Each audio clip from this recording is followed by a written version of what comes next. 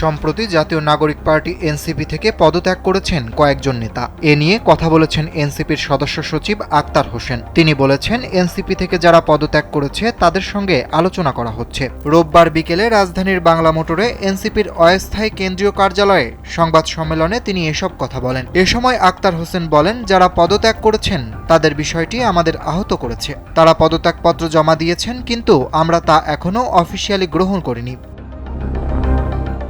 জাতীয় নির্বাচনে আসন বিন্যাস নিয়ে তিনি বলেন, আসন বিন্যাসের বিষয়ে আমাদের মধ্যে এখনও চূড়ান্ত কোনো সিদ্ধান্ত হয়নি।